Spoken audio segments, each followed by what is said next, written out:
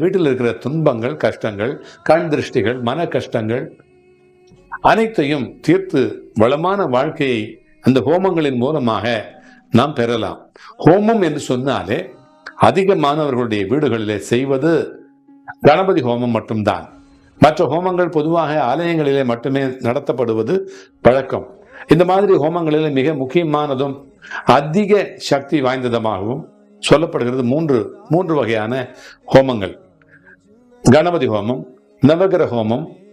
நவகிரக ஹோமம், சத்துரு சம்ஹார ஹோமம். இதுதான்.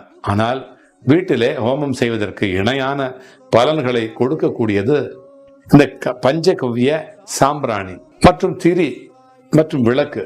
வீட்டிலே பஞ்சகவ்ய விளக்கிலே தீபம் ஏற்றுகின்ற பொழுது அதிலிருந்து வரக்கூடிய அந்த புகையினுடைய அந்த வாசம், அந்த ஹோமத்திலிருந்து வருகின்ற அந்த வாசத்திற்கு நிகராக இருக்கும்.